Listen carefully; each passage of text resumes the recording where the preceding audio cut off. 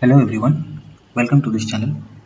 So in this video, we are going to discuss about the design of still water tanks.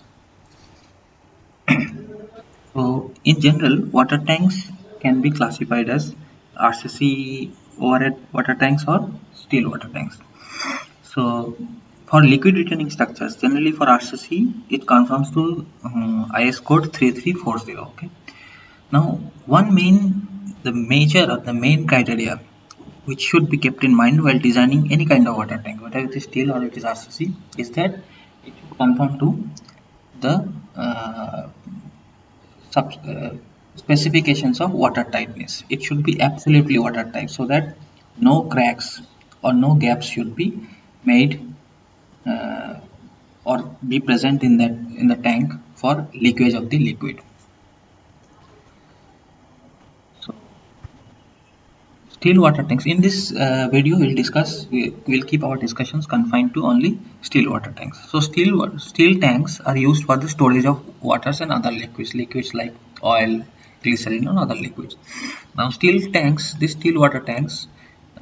tanks may be either supported on the ground, in which case it is called as a standpipe, or it may be elevated or supported on a staging. Okay, the example of which being the circular tanks or rectangular tanks. Now, steel plates are used to form the container. So how the tanks are formed, whether it is a standpipe or whether it is an elevated water tank, in both the cases we use steel plates. Okay, if it's a uh, rectangular container or rectangular tank, then we use straight steel plates, and if it is a circular or semicircular or elliptical tanks, then in that case we use curved steel plates to form that diameter. Now the plates are designed and detailed so as to make water tight by ordinary shop and erection methods. So the plates are designed and detailed in workshops or fabricated in workshops or erected and it is made sure that water tightness is uh, water tightness is confined to. Now design should be such that the unit stresses are within the permissible limits. Now another important um, aspect in case of design of water tanks, any kind of water tanks, is that we always design, whether RCC or steel water tanks, we always design using the working stress method. Okay, so in this case we need not use the limit state method because unnecessarily it will be uneconomical. So limit state method, more higher sections will be used, higher thickness of concrete and steel will be used, so it's not economical to use the limit state method. This is because of the fact that liquid retaining structures, whether it is steel or RCC, retain the liquid. Okay, if they either they are empty or they contain liquid, and the liquid is always in static motion. There is only a hydrostatic pressure. So the forces acting on it are very less. Okay, so you are very or of lower magnitude. Only the hydrostatic forces or the wind forces and the gravity forces will come into effect. So you need not go for higher section. That would be uneconomical. So if you use working stress method or unit stress method, it is sufficient. Now since water tanks remain in contact, the working stress method is used for design. This is what I said. So however, allowable stresses are reduced to 0.8 times of those specified by IS 800 1984. So IS 800 1984, it is working stress method IS code for steel structures. Now in this, whatever stresses you are getting, you have to reduce to 0.8 times. You have to take 80% of these stresses and not more than that. So if you take 80%, that will be enough. That will be sufficient, okay, for the design. Now the permissible stresses are increased by 33 1/3% when wind and seismic loads are considered. Again, this is standard norm. Whenever there is wind or seismic load, you can increase the stresses by 33 1/3%. So the if suppose you are calculating sigma 80 and you are considering wind and seismic forces, so it will be zero point 0.8 sigma 80 into 1.33. So whatever is the value, that value will give you the sigma 80 or sigma AC. Okay, now direct tension, see here it is considered direct tension as sigma, it is 0.8 into 0.6 fy. So in IS 800 working stress method, sigma it is 0.6 fy. 0.6 fy is 150, so 0.8 of 150, it gives you 120 Newton per millimeter square. In the similar way, you use bending stress in tension and compression sigma BCT. So sigma BCT, it is in WSM method, it is 0.66 Fy, which is 165 Newton per millimeter square. And 0.8 times of this is 132 Newton per millimeter square. For the connections, okay, for bearing stresses, shearing stresses, okay, you use 0.8 times of the bearing stress, permissible bearing stress and permissible shearing stresses, okay, for the connections. Now these are the specifications for thickness. So in order to account for corrosion, and the minimum thickness of steel section is, now when the plates are in contact, when the steel plates are in contact with water, it might get exposed to air and water and oxygen and all.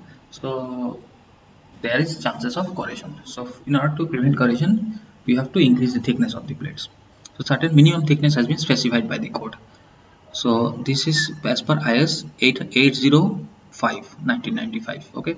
So for sections, for plates and angles, okay, so for plates and angles, thickness is the design thickness plus corrosion allowance. Corrosion allowance is generally 1.5 mm. Okay. And in any case, it should not be less than 6 mm. So 6 mm is the least thickness that you can use. So plates for the suspended bottoms. So for rectangular or circular overhead tanks, you have a suspended bottom. You have a hemispherical or conical top and a suspended bottom. So now depending on the capacity, the suspended bottom will only carry the liquid. Okay. So depending upon the capacity of the liquid that is being stored, that is 5 into 10 to the power 5 liters to 7 into 10 to the power 5 liters. Okay. 5 lakh to 7 lakh liters, it is 8 mm thickness. 7 lakh to 10 lakh liters, it is 10 mm thickness. So for roof plates, for providing plates on the roof or the top of the section, tanks having up to diameter 9 meter is 3 mm. Tanks having a diameter more than 9 meter is 5 mm.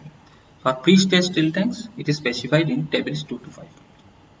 Now, in the top of the tank, without roofs, we provide a stiffening angle. So, stiffening angle is again an angle used to stiffen the structure, to increase the stiffness at the top. So, it should have a minimum section modulus of Z equals to 0.0578 d square h, where d is the diameter of the tank and h is the height of the cylindrical portion of the tank shell.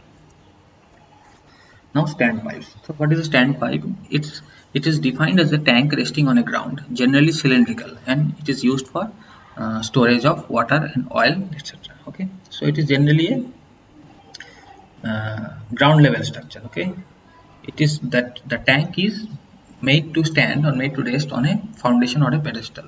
Okay, so it is generally at the ground level, not elevated. So its height in most of the cases is considerably greater than its diameter. So this is one important factor. In general, for standpipes, we use diameter greater than the height. So it has a flat bottom and directly rests on the foundation. Now, these types of tanks, these standpipes, may or may not have the roof depending upon the climatic conditions of the area. If it is subjected to rainfall or snowfall, heavy rainfall or snowfall area, in that case you might provide a roof. Otherwise, you might skip the roof. This is a typical diagram of a standpipe. So this is standpipe with a covering. Okay, this is steel plate cover, and these are all rectangular steel plates or maybe circular steel plates, and these are joints. These are joints that you are connecting the steel plates with. These are all joints. So this is the outlet from which the water is taken. So this has a diameter of d and height of h, and also in some cases you provide ladder to provide access to the top.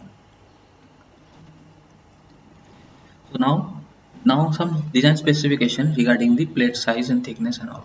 Okay, so the plates forming the sides of a standpipe are of different diameter, so that the courses overlap with each other inside and outside alternately. So this is very important. Now the plates that you are using inside, one side of the plate, if you are using a plate which has to be curved, now one side of the plate has to be inside and one side of the plate has to be outside. Only then there will be overlapping. Now when you to provide these overlaps, you must make sure that the plates have different diameters. The diameter, the radius of curvature of these plates should be different, first thing, and it should be overlap inside and outside alternatively. Okay, the thickness of the side plates, when you are using at the side plates, should not be less than 6 mm, and for bottom plates it should not be less than 8 mm. Now bottom and side plates are jointed with the help of an angle section. Now when the when the this is if this is the side plate and this is the bottom plate. So how they are jointed? They are jointed with the help of an angle section riveted or bolted from inside the tank. Now whenever it is done, whenever this jointing of the bottom and the side plates is done, it is necessary to splice this angle. This bottom angle has to be spliced with the help of a wrapper plate. Splicing means you already know, that is dividing this section in a number of other pieces, okay, by connections. So this angle has to be spliced, this bottom angle has to be spliced with the help of a wrapper plate. So in between you have to provide wrapper plates, which is made in the shape of the angle curved to the diameter of the tank. Now these are the design aspect. Size of the tank: it is economical to build large diameter and low height tanks, okay, for standpipes, since at such elevation that this can supply water at sufficient pressure to meet the local requirements. So pressure is not a criteria for such conditions for standpipe. So say for standpipes with inclined roof, you can use height as 0.4 diameter. For standpipes without roof, you have to use height less than or equal to d. And for standpipes with particular water head, you have to use height as greater than the diameter, okay. Now size of the steel plates, for the pleasant look, the net width of the various ring of the plates. So these plates are made in the form of ring. For a circular standpipe, you have to make in the shape of a circular, semicircular, circular arc or rings, which are called as rings. Now the various sizes of the ring plates is kept as 2 meter. The width is kept as 2 meter. The length may vary. The length of the kept plates may be 5 to 6 meter. So you have designed the length, you know the length and the width. Now you have to find the thickness. Now thickness is found using the Hooke's stress theory. You know, when in any cylindrical thin shells or thick shells, it is, if it is retaining a liquid, so it is subjected to a Hooke's stress. It is given by sigma t equal to pd by 2t, okay. Now from this you get t equals to pd by sigma at. Now sigma at, this sigma at is, this Hooke's stress is equalized to sigma at, which is axial tension, okay. So now this thickness is given by, what is p? P is gamma into h into d by 2 sigma at. Now if you are using joints which has a efficiency of eta, then t gives you gamma h d by 2 eta sigma at. So once you know all these values, you can find what is the thickness. Now in any case, whatever is the thickness that is coming out from this calculation, you have to increase by 1.5 mm to prevent corrosion. Now this was all about the, okay, the side plates, size, dia and all. Now this is how you make the connection. So this is the side plate connection, this is the bottom. Now here you are providing this bottom angle and the wrapper plate. So now this side and the bottom is connected. Now here what you do is this side portion, okay. Now this is the side view and this is the front view of a steel water tank. Now this is made to rest on a concrete foundation, okay. Now what we do is the side plates is anchored using this anchor. This is an anchor bolt, so this plates is anchored. See, these are all anchored and this is grouted to the foundation. Now why these anchor bolts are provided? These are provided to resist the uplift that is caused if the due to wind. Now if the tank is empty, when the water is not there in the tank, so wind forces will start acting horizontally. If the tank is empty, it will create an uplift force which will try to lift this tank which is resting on the ground, okay, to try to lift. So in order to prevent this lifting force, uplifting force, we provide this grouting and we connect this with the anchor bolts. So anchor bolts are grouted to this. Now considering the wind forces P acting to be acting horizontally at this plate, okay. Now what is the moment, wind moment? Now this, see, this is, you can, this point is fixed and this point is free, so this you can consider as a cantilever. So wind forces are acting here at P. So the moment here, the resisting moment will be, the resisting wind moment will be P into H by 2, okay. Now P is what? The wind force. Wind force you can calculate it as K into Pz into P, where K is a shape factor, you can say, and Pz is design wind pressure, which is given by Pz is 0.6 Vz square. Vz is the horizontal velocity of the wind in that area, and AP is the projected area. So whatever area that is projected, this area of the tank you have to consider. So this is the front view, how these bolts, anchor bolts, are connected to the side plates. Okay. Now from this you find what is sigma BCT. Sigma BCT is bending stress in, due to moment is acting, so there will be bending stress in tension or compression. So this is given by sigma is, we know, m by I into y bar. So y bar is the maximum distance of the extreme fiber, so this is d by 2. So if this is the diameter of the tank, this will act as a center. This moment is acting like this anti-clockwise. So here from here to here it is d by 2 y bar. Okay.